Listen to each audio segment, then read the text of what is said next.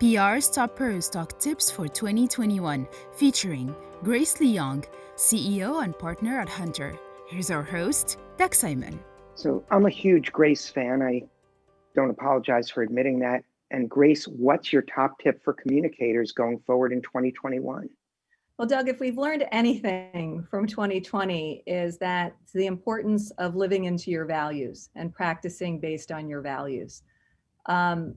At Hunter, our values are our North Star, and we've established them years ago. And anytime we need to know what to do, how to do it, we go back to those values. Our values guide everything we do, whether we're counseling a client, giving them advice on what work they should do, or how we should operate when a pandemic hits or a crisis hits.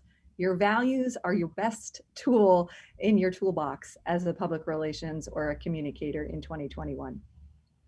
Now, for brands, and as you're giving them advice, what if some of their values may not exactly align with this important moment and how things are changing? How do you navigate that with them? Well, your values have to be true. And if they don't navigate well or sync well with the current climate, that's your choice. You can't come up with, values that just fit the current climate. Values have to be authentic. So if you have values that don't, match what's happening in the climate, that's okay, because those are your values. It doesn't mean you're going to be successful, or it doesn't mean you're going to, connect with consumers, but because you made the choice to have those values. But in most cases, we see the brands we work on and smart companies that do have values that represent the people who work there and also the people that they serve. So I think, when you think about creating values, it's about creating broad enough values that they can fit in any circumstance. But for the most part, they must be authentic to who you are and how you operate in, the business or the cultural environment. One of the big changes for many organizations, which you exemplify right there, you're in your office, but instead of 150 people being there, there's a far fewer number. How about navigating the communications within an agency? What are some of your advice for best practices there? Well, we're fortunate because we are communicators. So we know how to communicate in any situation. We've been counseling clients for 31 years here at Hunter. So we have to go back and remind ourselves of the core tenets of communication: frequent, clear, transparent, often. The principles, Doug. I'm probably rattling them off No, it's awesome. Order. But you know what I mean? Like, you have to go back to the basics, go back to the fundamentals of communication. And just because you're staring at a screen, or you don't have a telephone, or you don't have a face-to-face meeting, you have to figure out how to manifest those principles of good communication with whatever you got. It could be a messenger. It could be a letter. Gee, we're writing letters again. Yes, and it could be Zoom, or it could be Teams, or whatever you end up using. It's actually, it's stimulating because they take off you're taking off the shackles of all these things we relied on before. Let's go back to the basics of communication.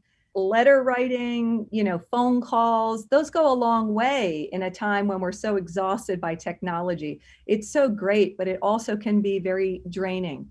So we have a lot of other tools at our disposal. Let's bring them back and use them, because sometimes, just this disruption of getting a letter or a phone call is actually refreshing in this time of technology taking over the world. Yeah, it's also been interesting because one of the things I felt early on was, when remote work was that people felt so pressurized to support the organization because people were questioning survival at lots of organizations with so much uncertainty out there. But I think it's very interesting that smart agencies, and going into next year, what are some of the best ways to sort of keep that investment of the people in the organization as a leader, especially?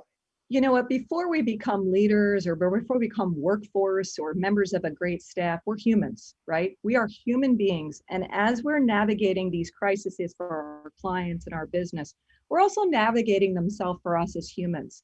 I'm a mother, I have children, I worry about them, I worry about myself, my own health. We have to remember that the best way, what people need right now, people, not workforce, what people, is safety and security. That's what we're craving. So as a business leader, I recognize that. And my first step is always making people feel safe and secure. think about Maslow's hierarchy of needs, right? You can't have any sort of, satisfaction unless you feel safe and secure. So I think through the pandemic and through the global crises that we've seen, we've always operated, let's make sure people know they're safe and secure in their jobs. You don't have to come to work, you don't have to get on the subway. And then from there, once they have that sense of safety and security, then we can start talking about higher order, performance or requirements. Safety and security is the key. Yeah, and I'm sure that carries forward into the advice you're giving to your clients to be communicating those messages as well. Yeah, of course. I mean, we're talking about human beings here, whether we're talking people who work for a plant, work for a food company, work in a marketing department, or the CEO. Everybody needs to feel that.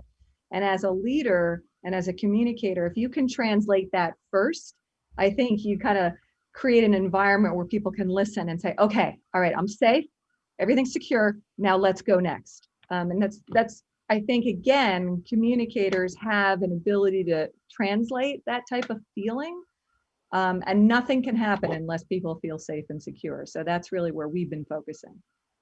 That's an awesome focus. And Grace, thanks so much for sharing your thoughts and ideas with the communicators in this industry. It's real important stuff. Thank you, Doug. Learn from you. You're one of the best. So thank you for your time, and good luck to you in 2021.